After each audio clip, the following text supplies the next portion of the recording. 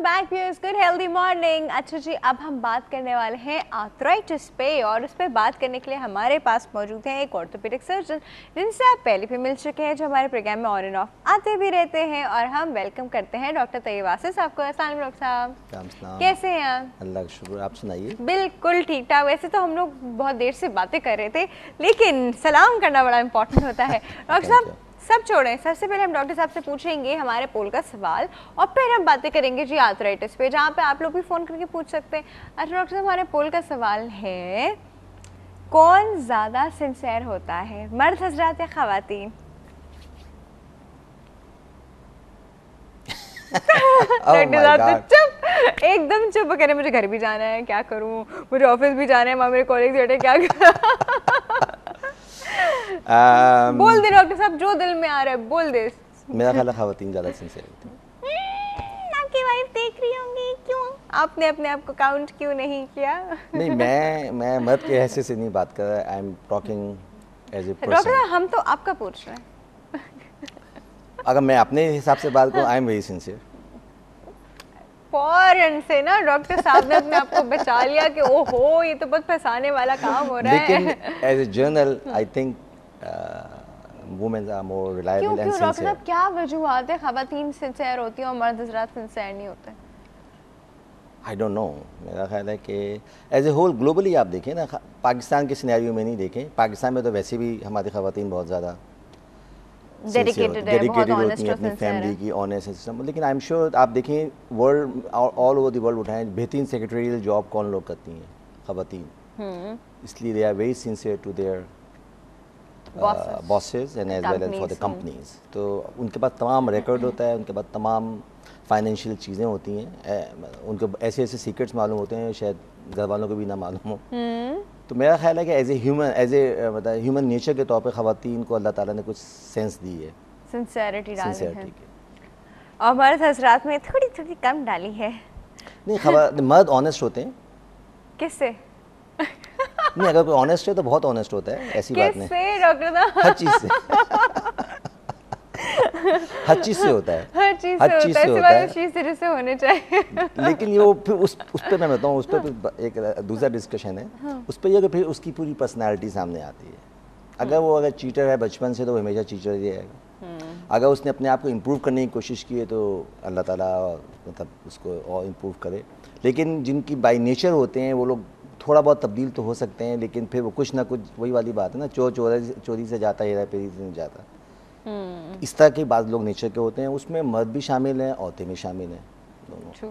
लेकिन ये कि आप अगर जनरली लें तो मेरा अपना ख्याल है औरतें सिंसियर होती हैं, और अगर मर्द अच्छे कैरेक्टर का है तो बहुत ऑनेस्ट होता है। बस ये मेरा, जिसे कहते हैं ना कि सर देखिए, कुछ चीज़ें तो हमें हमारा रिलीजन सिखाता है, हम अपनी मॉरल वैल्यूज़ और कैरेक्टर वैल्यूज़ जो हैं ह्यूमैनिटी से तो लेते ही हैं, बट रिलीजन से बहुत ज़्यादा लेते हैं। That's right. और रिलीजन जो है हमें रिफाइन करता है, रिलीजन हर इंसान को रिफाइन करता है। तो it's the lack of religiousness in us, ये कह सकते हैं। हाँ, lack of moral values, definitely lack of, because of religion, religious values को, उसकी जो उसके पूरे पैरामीटर्स हैं उसको फॉलो नहीं करते हैं।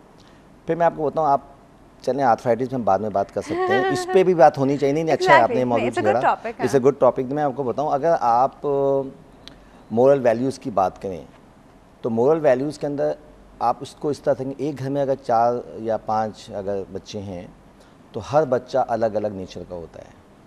True that. अच्छा, बिल्कुल, इसमें कोई शुबा नहीं है, चाहे वो लड़की हो या लड़का हो। अच्छा, अगर घर का एनवायरनमेंट सेम है तो मोर और लेस, और घर के अंदर टीचिंग सही है तो मोर और लेस सबको आपको वही मिलेगी कि अगर बाप फादर अगर ये कहे, घर पे बैठे हुए सामने और फ़ोन आया और कह दे कि बेटा कह दो कि डैड नहीं है घर पे, तो वो आप चीटिंग पहले वक्त से अपने बच्चों को बता रहे हैं कि झूठ बोलो। ठीक है ना? तो ये कैरेक्टर आपके तमाम बच्चों में आएगा। Definitely it's true, 100% true. Similarly अगर उसकी बाहर की इन्वायरमेंट बच्चों की एक है, मसलन एक ही स्कूल में जाते हैं, लेकिन उसके बावजूद भी पीयर ग्रुप सबके अलग अलग हैं।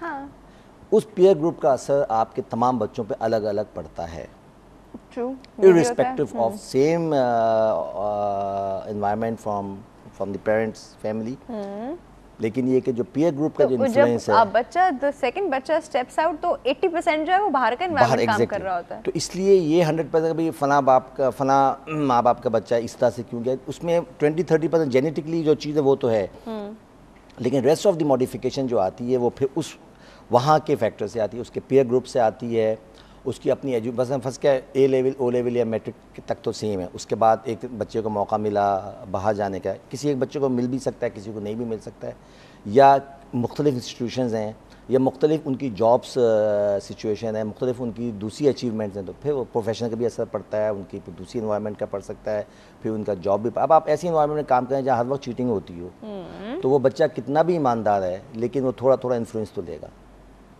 ये चीज़ें हैं जो मैंने मतलब महसूस की हैं over the years as experienced person. सही।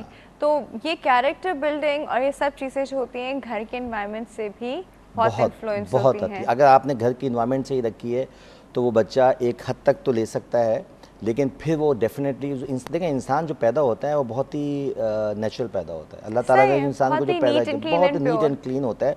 कोई बच्चा नहीं कह सकते कि खुदा ना खास्ता वो चीटर या जो है वो डिसऑनेस्ट पैदा हुआ है। अच्छा, एक चीज़ होती है डॉक्टर साहब जिसे हम कहते हैं कि ब्लड में है, ये उस इंसान के ब्लड में है, तो इसका क्या मतलब होता है कि ये उस इंसान के ब्लड में है? ब्लड से मुराद मेरा अपना ख्याल है कि जेनेटिकली लोग कहते हैं ये उसकी जीन्स के अंदर। नहीं नेचर, हाँ नेचर ना, वो नेचर वही जेनेटिकली नेचर, ब्लड से मुराद वही जीन्स तो ब्लड में आएगी ना, ब्लड अलग से जीन में तो नहीं जाएगी, वो जेनेटिक मॉडिफिकेशन जो भी है वो सब आपके ओवरऑल कैरेक्टर्स में आता है, वो सेलुलर लेवल पे, सेलुलर लेवल ब्लड के अंदर भी है ना, तो वो मतलब ब्लड का लफ्ज़ जो है वो एक as a layman term use करते हैं। हाँ, तो मेरा ख्याल है वो जो है वो आपकी वो जो जेनेटिकली ऊपर से आ रही हैं, यानी आपकी जनरेशन टू जनरेशन, तो वो आती हैं, बिल्कुल डेफिनेटली आती हैं। ठीक है। अच्छा डॉक्टर साहब, हमारे पास एक कॉल मौजूद है, वो अटेंड करते हैं। अस्सलाम वालेकुम। अस्सलाम वालेकुम। Good healthy morning. कौन बात कर रहे हैं? Good healthy morning. मैं कराची से नसीम बात कर रही हूँ। जी नसीम साहिबा, कैसी हैं आप? अल्लाह का शुक्र है। मुझे डॉक्टर साहब से ये पूछना है कि मेरा जो है ना आरए फैक्टर पॉजिटिव है तकरीबन 2 साल से।